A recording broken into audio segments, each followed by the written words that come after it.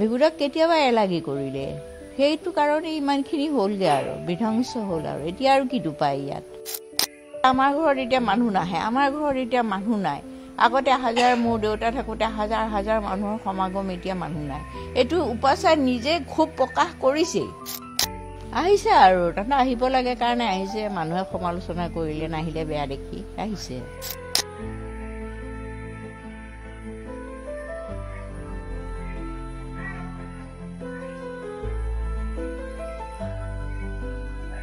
এই মুহূৰ্তত মই উপস্থিত আছোঁ গুৱাহাটী মহানগৰীৰ খাৰঘুলিত আৰু ইতিমধ্যে সকলোৱে গম পায় অসমৰ প্ৰাক্তন গৃহমন্ত্ৰী ভিগু কুমাৰ ফুকন সদৌ অসম ছাত্ৰ সন্থাৰ প্ৰাক্তন সাধাৰণ সম্পাদক ভিগু কুমাৰ ফুকনৰ জীয়াৰী উপাসা ফুকনে কিছুদিনৰ পূৰ্বে মৃত্যুক আঁকোৱালি লয় আৰু এই মুহূৰ্তত সেই বাসগৃহটোত মই উপস্থিত আছোঁ মাতৃ ইন্দিৰা ফুকন মোৰ লগত আছে আজিৰ দিনটোত সদৌ অসম ছাত্ৰ সন্থাৰ সভাপতি উৎপল শৰ্মা সদৌ অসম ছাত্ৰ সন্থাৰ সাধাৰণ সম্পাদক সমীৰণ ফুকন সমান্তৰালকৈ অসম গণ পৰিষদৰ সভাপতি অতুল বৰা কাৰ্যকৰী সভাপতি কেশৱ মহন্ত আহি উপস্থিত হৈছিলেহি বিভিন্ন বিষয়ক লৈ আলোচনা কৰিছে তেওঁলোকে আৰু 2006 চনতেই ভিগু কুমাৰ ফুকনে সকলোকে কন্দুৱাই ইহ সংসাৰ ত্যাগ কৰে আৰু সেই বাসগৃহটোত ইন্দিৰা বাইদেউ আছে ভিগু কুমাৰ ফুকনৰ পত্নী মই বাইদেউ আপোনাৰ কাষলৈ আহিছোঁ আজিৰ দিনটোত বিভিন্নজন আহিছে বা এইকেইটা দিন আহি আছে সকলো কি ক'ব আজি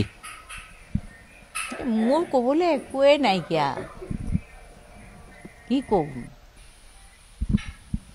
অতুল বৰা আহিছে কেশৱ মহন্ত আহিছে আৰু তাতে আহিব লাগে কাৰণে আহিছে মানুহে সমালোচনা কৰিলে নাহিলে বেয়া দেখি আহিছে সেইটোৱে 2006 চনতে ভিগুদাই সকলোকে কন্দুৱাই গুচি গৈছিল তাৰ পাছত তাৰ আগৰ কথা যদি মই বাইদেউ কওঁ এই ঘৰটোত যথেষ্ট লোকৰ সমাগম হৈছিল এই ঘৰটোৱে হওক বা আপোনালোকৰ ইয়াৰ আগৰ যিটো আপোনালোকৰ বাসগৃহ এই দুইটা বাসগৃহতে অগণন লোকৰ আগমন ঘটিছিল আৰু ভিগুদাৰ মৃত্যুৰ পাছতেই অসম গণ পৰিষদেও অকণমান ক'ৰবাত আপোনালোকক এলাগি কৰিলে নেকি বা আপোনালোকৰ পৰিয়ালটোক মোক এলাগি কৰা নহয় ভিগুদাক দেখোন এলাগি কৰিলে গোটেই অসমৰ মানুহে তোমালোক সৰু ল'ৰা সেইবোৰ নাজানা ভিগুদাক কেতিয়াবা এলাগি কৰিলে সেইটো কাৰণে ইমানখিনি হ'লগৈ আৰু বিধ্বংস হ'ল আৰু এতিয়া আৰু কিটো পায় ইয়াত সেইটোৱেই আপোনাৰ জীয়াৰী উপাসা ফুকন কিছুদিনৰ পূৰ্বে পৰলোকপ্ৰাপ্তি হয় আচলতে উপাচাৰ্য দুটা ইণ্টাৰভিউত কৈছে যে আমাৰ ঘৰত এতিয়া মানুহ নাহে আমাৰ ঘৰত এতিয়া মানুহ নাই আগতে হাজাৰ মোৰ দেউতা থাকোঁতে হাজাৰ হাজাৰ মানুহৰ সমাগম এতিয়া মানুহ নাই এইটো উপাচাৰ্য নিজে খুব প্ৰকাশ কৰিছেই সেই খুব প্ৰকাশ কৰোঁতেতো কোনো অহা নাই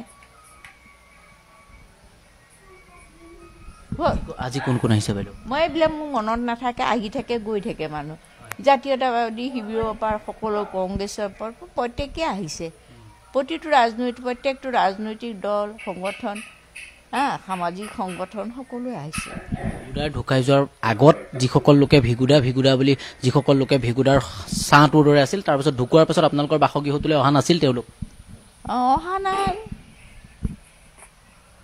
তেওঁলোকে প্ৰয়োজন অনুভৱ কৰা নাছিলে অহা নাছিলে অসম ছাত্ৰ সন্থাত আপুনিও আছিল এগৰাকী সক্ৰিয় সদস্য হিচাপে তাৰপাছত আপুনি গুৱাহাটী বিশ্ববিদ্যালয় আইন বিভাগৰো আপুনি এগৰাকী ছাত্ৰী আছিল আৰু তাৰপাছতেই ভিগু কুমাৰ ফুকনক লগ পালে সদৌ অসম ছাত্ৰ সন্থাতেই তাৰপাছত বিবাহ পাশত আবদ্ধ হ'ল তাৰপাছত এই বাসগৃহটো 2006 চনৰ পৰা আজি 2025 চনৰ আজি তাৰিখলৈকে আপুনি আৰু উপাসা ফুকনে আছে কন্যাক আপুনি বাহিৰতো পঢ়াইছিলে মই লৈ গৈছিলোঁ তাইক পঢ়ুৱাবলৈ বেংগলোৰত পঢ়ুৱাই আনিলোঁ ইয়াত ৰাখিলোঁ আমি অকলশৰীয়া আছিলোঁ আমি দুজনী আছিলোঁ তেতিয়া মানুহ নাছিলে আমিয়ে আছিলোঁ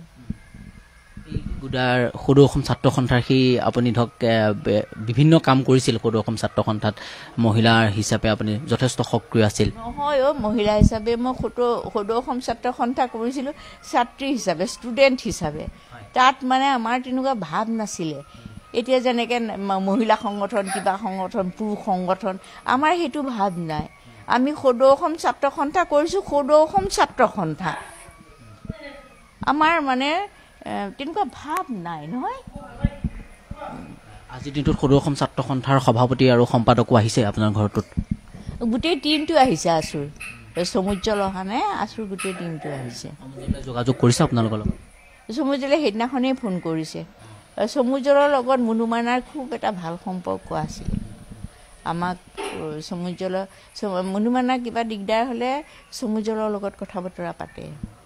অতুল আৰু কেশৱ মহন্তে আপোনালোকক খবৰ খাতি লোৱা নাছিল? এইবিলাক কথা বাদ দিয়া আৰু এইবিলাক আৰু এতিয়া সেইবিলাক ক'লেতো আমি একো নাপাওঁ নহয়, বুজি পাইছানে? এইবিলাক কথা লাগি এতিয়া লাভ নাই আৰু যিটো হৈ গৈছে আমাৰ বিধ্বংসৰ ৰূপ শেষ।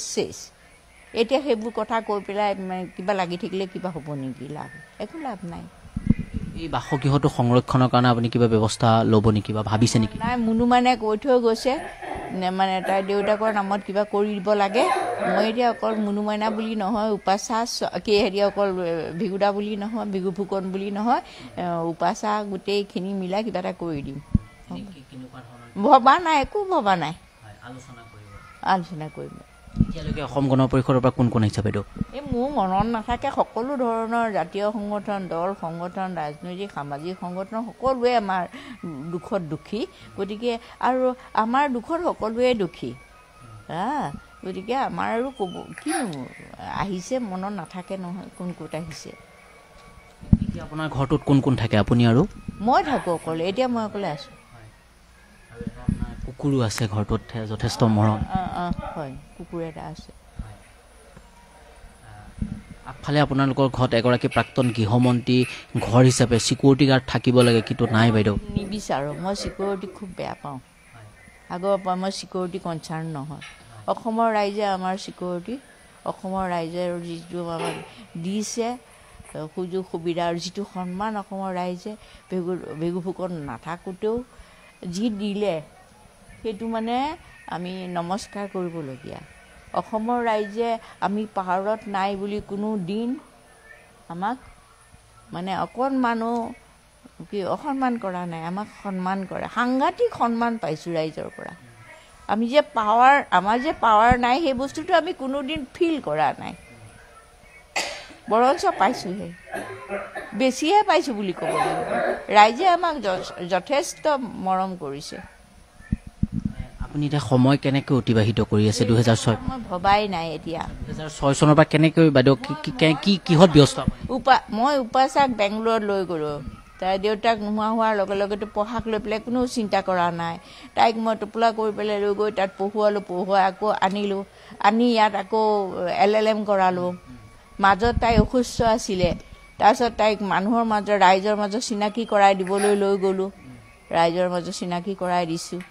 আৰু তাই কেনেকৈ ক'ত কথা ক'ব লাগে তাই জানে, খুব মেচিয়ৰ। আৰু তাই মানে ছেকেণ্ড ভিগু ফুকন। কিবা কৈ গৈছিলে নেকি উপাসা ফুকনে? উপাচাই কৈছে যে ঘৰটো মই আৰু থাকিব নোখোজোঁ, এই ঘৰটো মোৰ দেউতাকক তাই তিতিবতৰ কয়, তিতিবতৰ নামত কিবা কৰি দিবা। মুহূৰ্তত কি কৈ গৈছিল মাতৃ হিচাপে? কোৱা নাই, তেনেকৈ কোৱা নাই, এইটোৱে কৈছে। কেনেকৈ জীৱন অতিবাহিত কৰিব? কিতাপ দেখিছোঁ মই, ঢেৰ কিতাপ আপোনাৰ। তোমাৰ কাৰণে নহয়, তুমি জীৱনটোৰ কথা একো ক'ব নোৱাৰা। তোমাৰ কাৰণে জীৱনটো কি হৈ ৰখি আছে, কি হৈ যাব মই জানো ভাবিছিলোঁ? মানুহৰ জীৱনটোক লৈ পেলাই একো ক'ব নোৱাৰে, মই একো ক'ব নোৱাৰোঁ। মোৰ জীৱনটো কোন লাইনত আকৌ যায়।